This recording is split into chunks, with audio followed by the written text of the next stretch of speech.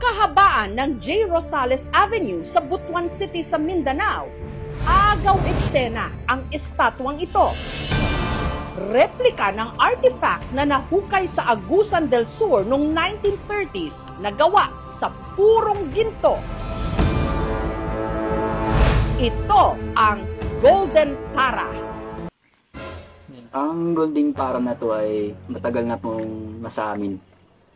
So balak na po namin sanang ibinta to. Humahanap lang kami ng tiyempo. Pero bukod dito, may isa pang gininto ang yaman na napabalitang nahukay noon sa Butuan. Isang dagger o punyal na ang hawakan, gawa rin daw sa purong ginto. Naghuhukay ako that time Nagbubutas ako na sabi ko pagtatapunan ko ng mga basura hanggang sa bigla akong may narinig na lagitik ng pagpala ko. So hindi ko napansin na may punyal po talaga na tinawag ko pa kayong mga tropa ko that time Pinakita ko sa kanila sabi ginto ngayon.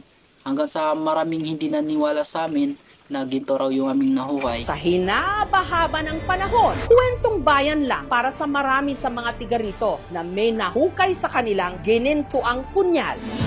Hanggang nito lang nakaraang buwan, ang gintong punyal ng Butuan na mataan daw sa isang auction house sa Makati. Nakatakda na raw itong i-auction o isubasta sa nakalululang halaga. So, nakatakda na po talagang ibebenta yon. So, nakapag-usap na kami ni Boss Toyo about sa presyo, about sa kung magkano yung ibebenta ko sa kanya. So, nakapag-deal at pumayag na kami sa presyo na pag-usapan namin. Makakauwi pa kaya ang gintong punyal sa orihinal nitong tahanan?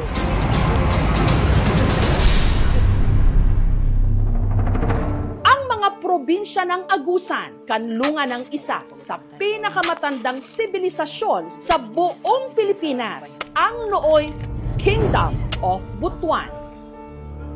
Patunay sa napakayaman nitong kasaysayan ang ilan sa mga kagamitang nahukay mula sa panahong yon.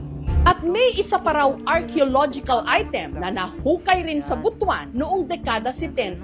Isang punyal o dagger na ang hawakan, gawa raw sa purong ginto. Pagkakita ko doon, hindi na ako nagdalawang isip na kunin yun kasama ng mga tropa ko. Ang punyal, 35 centimeters ang haba, mas mahaba lang ng kaunti sa isang ruler. Ang patalim nito, kinakalawang na, pero ang hawakan, buong buo pa, kumikinang dahil gawa raw sa purong ginto. Kita rin ang nakaukit ditong disenyo.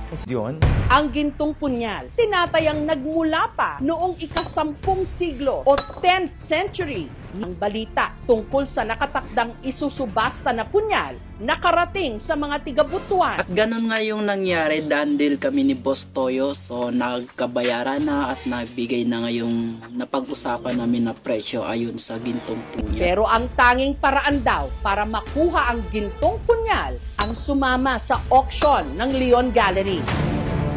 At kahapon nga, naganap ang auction.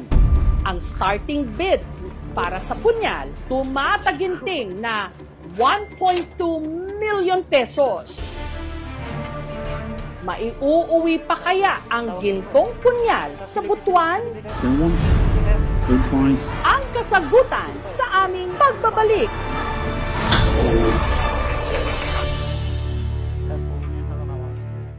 Ang mga tiga Butuan City sa Mindanao naniniwalang may nahukay na yaman sa kanilang bayan nung unang panahon pero matagal nang nawawala.